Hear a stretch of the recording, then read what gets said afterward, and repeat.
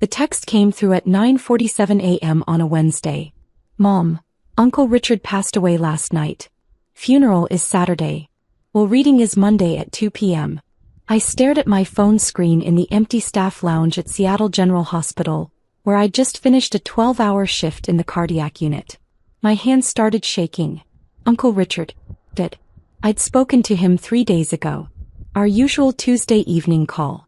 He'd sounded tired but fine, complaining about the Mariners pitching like always. We talked about his garden, about the book he was reading, about absolutely nothing important. The way we always did. You okay? My coworker Lisa touched my shoulder. My uncle died, I said quietly. Oh, Emma. I'm so sorry. I nodded, unable to speak past the tightness in my throat. I excused myself and went to my car, where I sat in the parking garage and cried for 20 minutes. Uncle Richard had been 78. I'd known this day would come eventually. Knowing didn't make it hurt less. My phone buzzed again. Mom, don't expect anything at the will reading. He barely knew. We were his real family. I stared at that message for a long time. Then I blocked out the pain and drove home to my small apartment in Capitol Hill, the one Mom loved to mention whenever she wanted to remind me that my older sister Melissa lived in a 4-bedroom house in Bellevue. The funeral was exactly what I expected.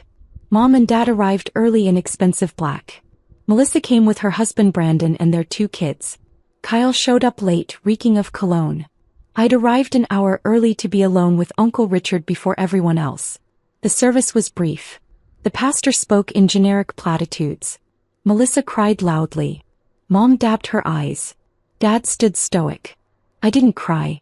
I'd already cried. Instead, I thought about Tuesday evenings.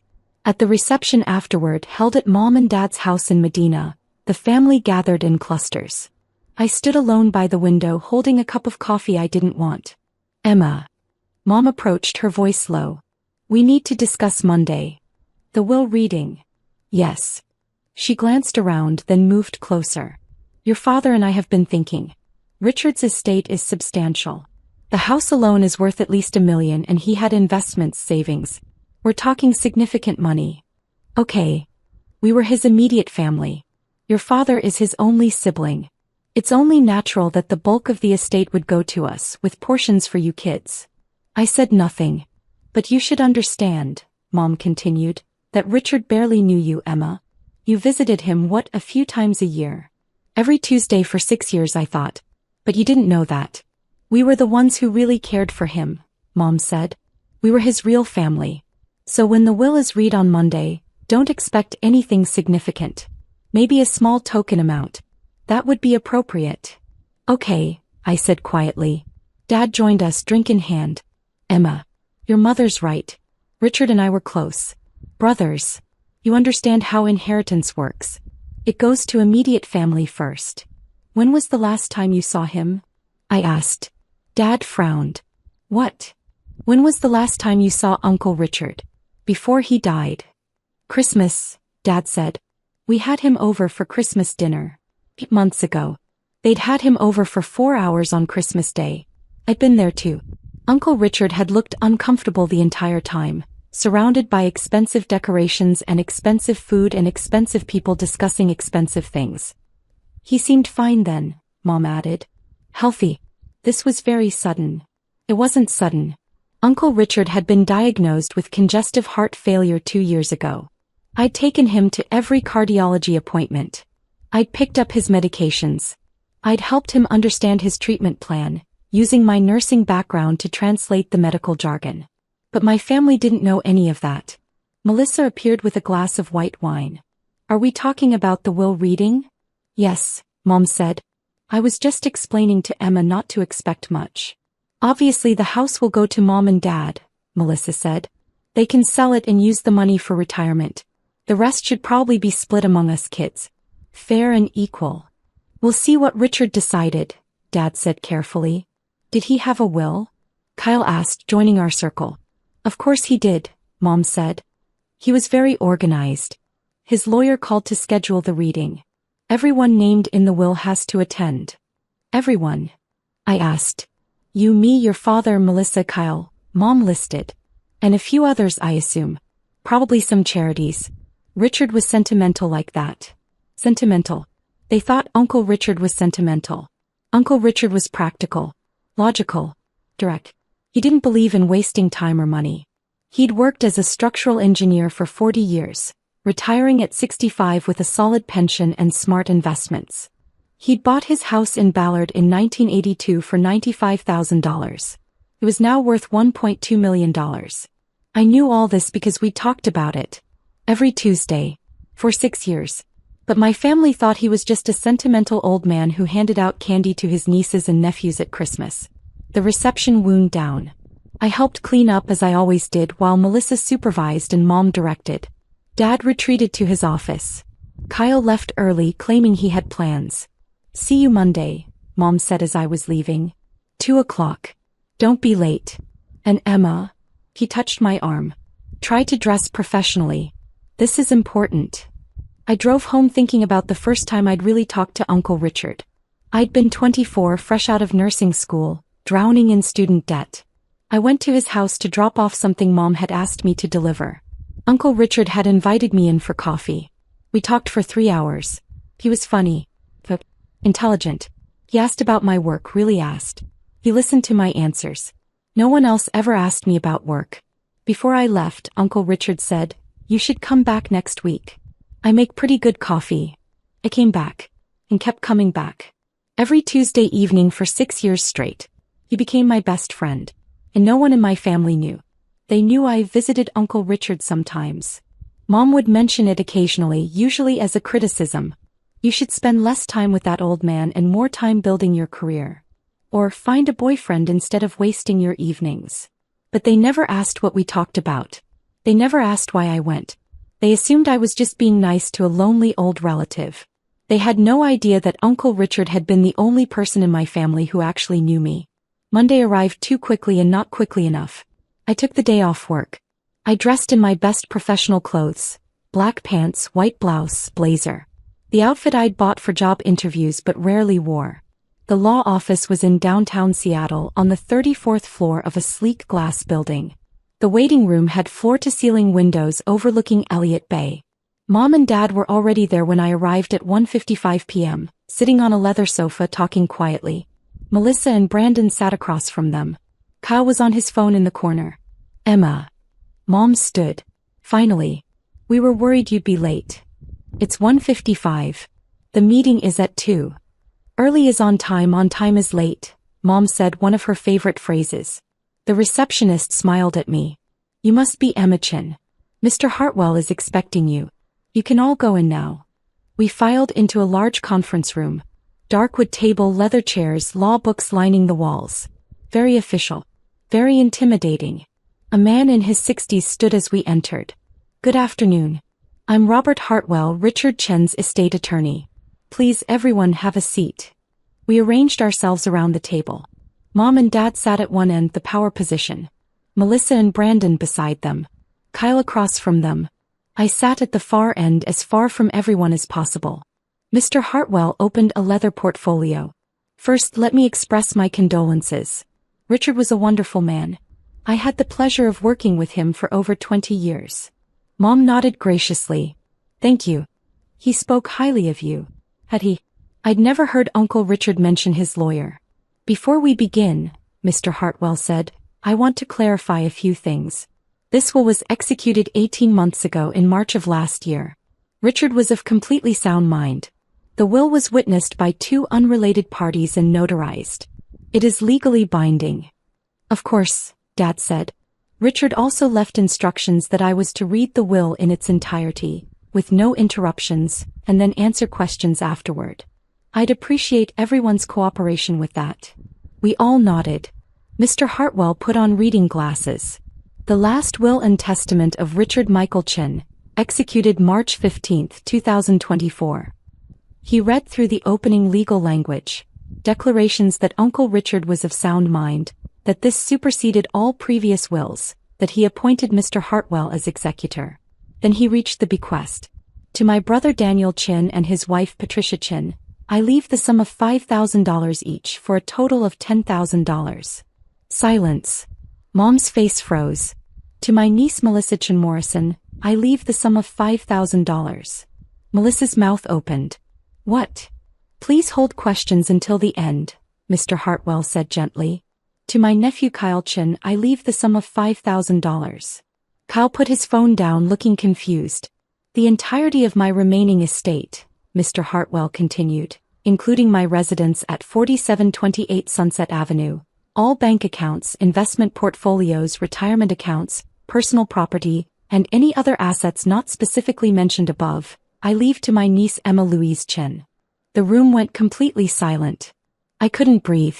The estate has been valued at approximately $3.2 million, Mr. Hartwell said, still reading. This includes the Ballard residence valued at $1.2 million, investment accounts totaling $1.7 million, savings and checking accounts of $200,000, and personal property and vehicles valued at approximately $100,000. Mom's face had gone white. Chilly white. Richard also left a letter to be read at this time, Mr. Hartwell said. He pulled out an envelope. To my family and to Emma, this letter explains my decision. He opened it and began reading in Uncle Richard's voice. Practical, direct, no wasted words. To my brother Dan and his wife Patricia. You are good people. You worked hard, built successful careers, raised 3 children. I'm proud of you. But let's be honest with each other. You visited me once a year at Christmas. You called on my birthday and major holidays. That's fine. I don't fault you for it. You had busy lives. To Melissa, you're ambitious and driven. You've built a beautiful life. The few times you visited, you were polite but distracted, always checking your phone, always rushing to leave. That's okay. I understand. To Kyle, you're young and figuring out your path. The handful of times you came by, it was because your mother made you. You were bored the entire time. I don't blame you for that either. Here's the thing though. For the past 6 years, Emma has come to my house every single Tuesday evening. 6 to 8 p.m. Like clockwork. He never missed. Not once. She came when she was exhausted from 12-hour hospital shifts. He came when she was sick with the flu herself. She came during snowstorms and heat waves. She came when she had her own problems and worries. She didn't come because she had to. He came because she wanted to. We drank coffee. We talked. About everything. She told me about her patients, about the challenges of being a nurse, about her dreams of maybe becoming a nurse practitioner someday. I told her about my career, about engineering, about your mother, her grandmother, who died before Emma was born. She listened to my stories. She laughed at my jokes. He cared about my opinions. When I was diagnosed with heart failure 2 years ago, Emma took me to every appointment. She made sure I understood my medications. He helped me modify my diet. She checked on me between our Tuesday visits, calling to make sure I was okay. She did this while working full-time, while dealing with her own challenges, while being dismissed and overlooked by her own family. None of you knew any of this. You didn't know because you never asked. You assumed Emma was just being nice, that she visited, sometimes, that she was wasting her time with a boring old man. But Emma saw me, actually saw me, not as an obligation or a burden or a source of future inheritance. As a person, a friend. She gave me something precious in my final years, her time and her genuine care. That's worth more than money can measure. So I'm leaving her the money. To Dan, Patricia, Melissa, and Kyle, your $5,000 bequests are not insults. They're acknowledgments. You're family. I loved you. But Emma earned this inheritance through 6 years of showing up, consistently and selflessly. If you're angry about this decision, I understand. But ask yourselves, when was the last time you spent 2 hours with me just talking? When was the last time you asked about my life, my thoughts, my fears? Emma asked. Every Tuesday. For 6 years. That matters. With love and no regrets, Richard Chin. Mr. Hartwell set down the letter. The silence in the room was suffocating. I had tears running down my face. I couldn't stop them. This is insane, Melissa said. Her voice was shaking. This isn't legal. He was clearly manipulated. I assure you, Mr. Hartwell interrupted calmly, the will is completely legal and valid. Richard was evaluated by his physician 3 weeks before executing this will. The doctor certified that he was of sound mind and not under any undue influence. She's a nurse. Mom's voice was sharp. He had access to him. She could have. Mrs. Chin. Mr. Hartwell's voice was firm now. I'm going to stop you right there. Any allegations of impropriety could expose you to legal liability. Richard made this decision freely and clearly. I was present when he executed the will. I spoke with him at length about it. He was absolutely certain. But $3 million, Dad said. He looked stunned. That's, Richard, we're your family. Your brother. And Emma is your daughter, Mr. Hartwell said quietly. Richard's niece. Also family. This is different, Mom insisted. She spent a few hours a week with him. We spent decades. With respect, Mrs. Chin, what matters is not the history but the present. Richard makes that clear in his letter. Emma was present during his final years. That's what he valued. Kyle was staring at me. You never told us. About the Tuesday visits. You never asked, I said softly. 3.2 million, Melissa said. She looked at me with an expression I'd never seen before. Pure fury. You manipulated an old man. Melissa. Brandon put his hand on her arm, but she shook it off. No, this is fraud. We're contesting this. We have to. That is your right, Mr. Hartwell said. However, I must warn you that any contest will be expensive and, in my professional opinion, doomed to fail. Richard anticipated this possibility. He left detailed documentation. Phone records showing Emma's daily check-in calls. Visitor logs from his doctor's appointments showing Emma attended every single one while none of you attended any. Receipts for medications, groceries, and care items that Emma purchased for him. Testimony from neighbors who only ever saw Emma visiting. He pulled out a thick folder. Richard was an engineer. He documented everything. If you contest this will, all of this evidence will be presented in court. It will show quite clearly that Emma provided years of care while the rest of the family provided minimal contact. Mom's face was red now. We had busy lives. Careers. Responsibilities. So did Emma, Mr. Hartwell said. She's a full-time cardiac nurse. She still found time. How long would a contest take? Dad asked. He sounded tired. 6 months to a year typically. Legal fees would likely run $25,000 to $50,000. And again, based on the evidence, you would almost certainly lose. The court would likely award Emma her legal fees as well, meaning you'd be responsible for those costs on top of your own. So we're just supposed to accept this? Melissa demanded. That's your decision to make, Mr. Hartwell said. But yes, I would strongly advise accepting it. He turned to me.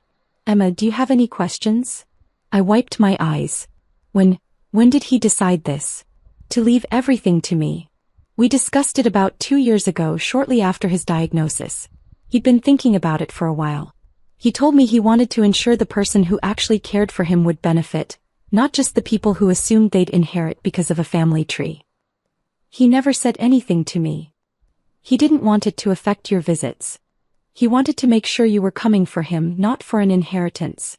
Though he told me he knew that was never your motivation. Fresh tears spilled over. Uncle Richard had known. Of course he had. He'd known I loved him. That I came every Tuesday because I wanted to, not because I expected anything. This is bullshit, Kyle muttered. Kyle. Mom snapped. What? It is. Emma gets $3 million because she drank coffee with the guy. She did considerably more than that, Mr. Hartwell said. But regardless, this is Richard's decision to make. It was his money. His estate. His choice. What happens now? Dad asked. The estate will go through probate, which typically takes 4 to 6 months. As executor, I'll manage that process. Emma will inherit the house and all assets once probate is complete. The $5,000 bequests to each of you will be distributed first, within 30 days. $5,000, Melissa laughed bitterly. After all the years. All the years of what? I said quietly. Everyone looked at me. All the years of visiting once? Of calling on holidays? Of treating him like an obligation?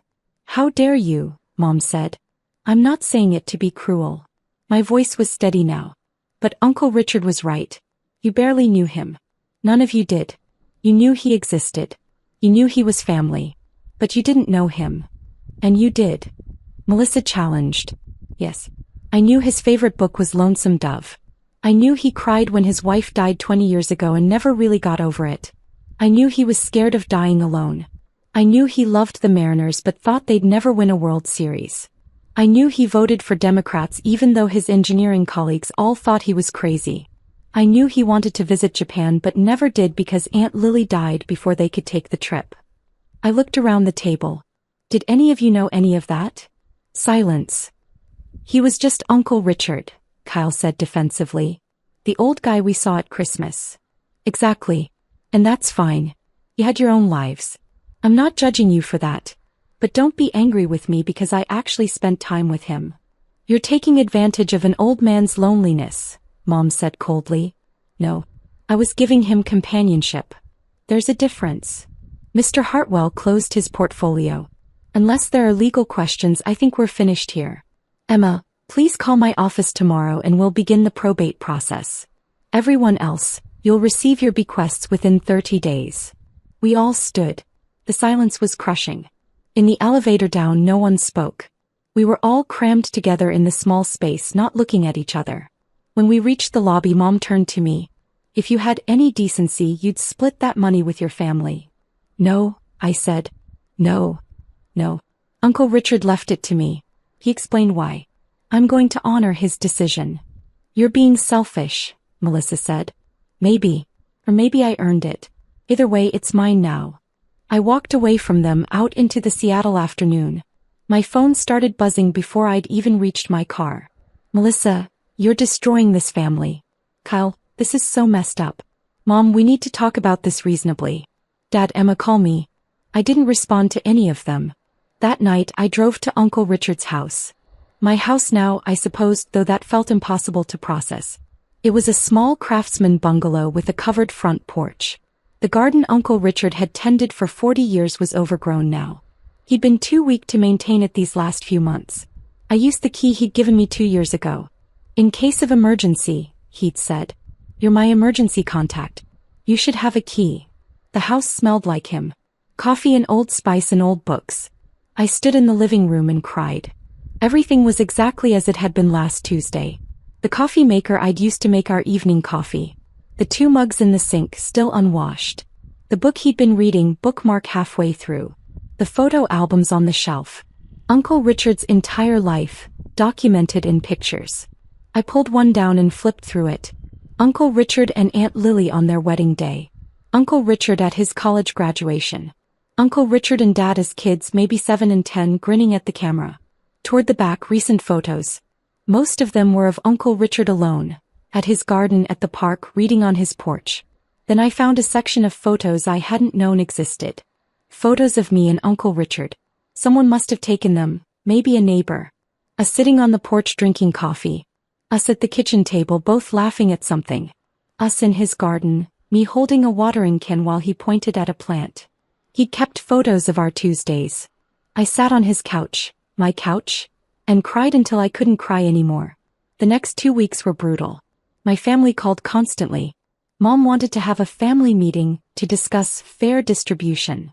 Melissa left voicemails accusing me of manipulation and greed. Dad sent long emails about family obligation and doing the right thing. Kyle just sent angry texts. I didn't respond. I went to work. I did my job. I came home. I ignored my phone. Mr. Hartwell called to walk me through the probate process. He was kind and patient, explaining everything clearly. You're handling this well, he told me. Richard would be proud. My family hates me. They're upset. They expected something different. But that's not your fault, Emma. You didn't manipulate anyone. You were just present. That's all Richard wanted. Someone to be present. 3 weeks after the will reading, Mom showed up at my apartment. We need to talk, she said when I opened the door.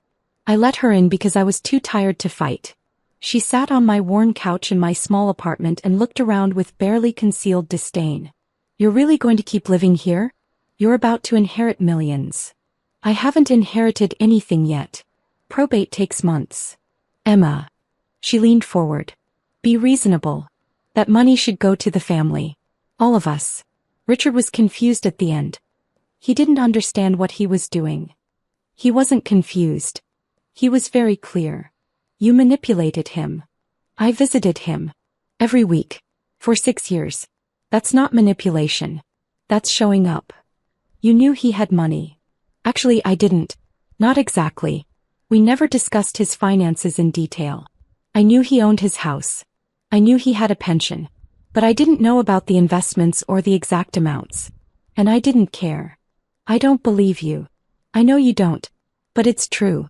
I visited Uncle Richard because I liked him. Because he was my friend. Because every Tuesday evening for 2 hours, I had someone who actually listened to me. Mom flinched. We listen to you. No, Mom, you don't. You never have. When's the last time you asked about my job? Really asked, wanted details? You're a nurse. You work at a hospital. I'm a cardiac care nurse. I specialize in post-surgical recovery. I've been thinking about going back to school to become a nurse practitioner. Did you know that? Mom was silent. I've been thinking about it for 2 years. I've mentioned it. But you've never asked about it. You're always too busy telling me about Melissa's kitchen renovation or your golf club drama. That's not fair. It's completely fair. And it's fine, Mom. I stopped expecting you to be interested in my life years ago. But don't be surprised that I formed a close relationship with someone who was interested. So this is our fault? This isn't about fault. This is about choices. Uncle Richard chose to leave his money to me. I'm choosing to accept it. You're choosing to be angry about it. Those are all choices we're making. $3 million, Emma. I know. That could change all our lives. It's going to change my life. That's what Uncle Richard wanted. Mom stood. If you go through with this, your family will never forgive you. Then I guess my family will never forgive me. She left without another word. 4 weeks after the will reading, Melissa showed up with a lawyer. They came to my apartment on a Saturday morning. I was still in my pajamas, having worked a night shift. This is my attorney, Michael Brennan, Melissa announced. We're filing a contest to Richard's will. Mr. Brennan looked uncomfortable. Miss Chin, my client believes there are grounds to challenge the will on the basis of undue influence. Hey, I said. I was too tired for this. We'd like to propose a settlement, he continued. Rather than going through expensive litigation, we're prepared to offer you a generous amount if you'll agree to split the estate more equitably. How equitably? 40% to you, 60% split among the other family members. I did the math. That would give me about $1.3 million. They'd split nearly $2 million. No, I said. Emma, be reasonable, Melissa said. We're being more than fair. Uncle Richard was clear about what he wanted. I'm not negotiating against his wishes. We will win in court, Mr. Brennan said, though he didn't sound confident. The evidence of undue influence is compelling. What evidence? You had exclusive access to Richard. You isolated him from his family. You're a medical professional who could have manipulated his medications or mental state. I'd like you both to leave now, I said calmly. Emma. Leave.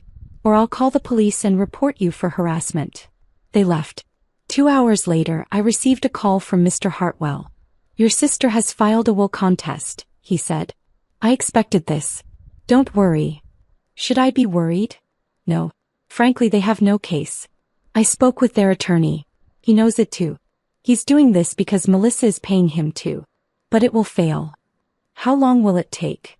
4 to 6 months for the court hearing. The judge will review the evidence and make a ruling. Based on what we have, I'm confident we'll prevail. And if they lose? They'll be responsible for their own legal fees, likely $25,000 or more. And the judge may award you your legal fees as well, which they'd have to pay. Total cost to them could be $50,000 or more. That seems like a waste of money. It is. But sometimes people need to learn lessons the expensive way. 5 months later, we sat in King County Superior Court. Judge Margaret Fisher presided. She was in her 60s, sharp-eyed and no-nonsense. Melissa's attorney, Mr. Brennan, presented their case. He argued that I'd had unusual access to Uncle Richard. That I'd isolated him from his family. That as a medical professional I could have influenced his mental state. He had no evidence of any of this. Just speculation and insinuation. Then Mr. Hartwell presented our case. He had phone records showing I'd called Uncle Richard daily for 2 years. Visitor logs from cardiology appointments showing I'd attended all 17 appointments while no other family member attended any. Testimony from Uncle Richard's cardiologist stating that Richard had been completely mentally competent until his final week. Testimony from 3 neighbors stating they'd only ever seen me visiting, never other family members except once a year at Christmas.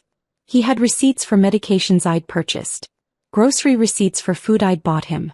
Receipts for the home health aide I'd hired out of my own pocket when Uncle Richard got too weak to manage alone. He had Uncle Richard's letter written in his own hand, explaining his decision clearly and rationally. Judge Fisher reviewed everything silently. Then she spoke. "I've practiced law for 35 years, she said. I've overseen hundreds of will contests. Most of them involve legitimate concerns.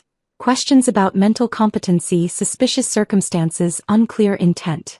This is not one of those cases." She looked at Melissa.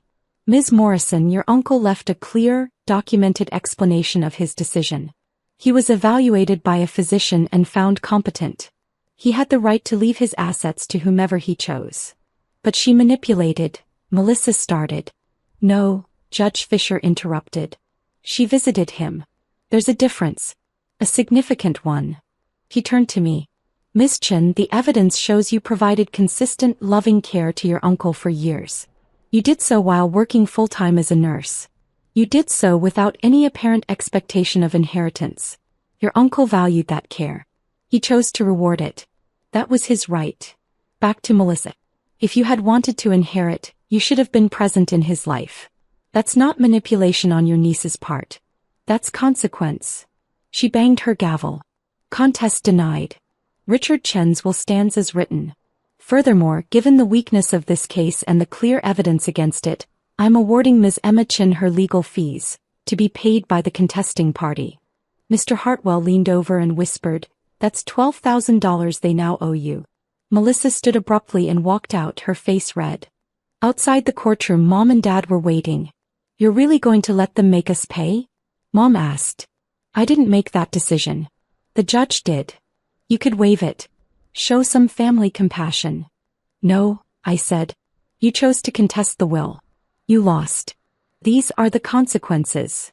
I walked away from them for the second time. 6 months after Uncle Richard's death, the estate cleared probate. I took possession of the house, the bank accounts, the investments, $3.2 million. I sat in Uncle Richard's house, my house, on a Tuesday evening drinking coffee like we used to. The house was quiet. Too quiet. Uncle Richard had wanted me to build the life I deserve. I thought about what that meant. I called Mr. Hartwell. "I want to set up a scholarship fund for nursing students who are first-generation college students working their way through school. $50,000 a year. That's very generous. Uncle Richard paid for his own college by working construction. He'd appreciate this. I'll set it up. And $100,000 to cardiac research. In his name." I made my decisions over the following weeks. I moved into the Ballard bungalow with its memories of Tuesday evenings. I enrolled in a nurse practitioner program at the University of Washington. 2 years part-time, no loans needed. I hired a gardener to restore Uncle Richard's garden to how it looked when he tended it. The scholarship fund's first recipient was a 22-year-old single mother. She cried when I told her. I cried too. My family didn't speak to me for months. Then Kyle texted, "Hey, can we talk?" We met at a coffee shop. "I wanted to apologize," he said. "I was angry, jealous. But you didn't steal anything. You earned it." What changed? I realized I can't remember a single real conversation with Uncle Richard. Every time I saw him, I was on my phone. I didn't care about him. I just cared about what he could give me. We talked for an hour. Really talked. "I don't know if Mom and Dad will come around," Kyle said. "Or Melissa. But I'm glad Uncle Richard left everything to you. You deserved it." A year after Uncle Richard's death, Dad called. "Emma, I'm calling to apologize. Your mother and I were wrong. We were angry because we felt entitled. But we didn't earn it. You did." His voice cracked. "I called Richard 4 times a year. Saw him once. I told myself that was enough. But we weren't close. We were just related. You had a real relationship with him.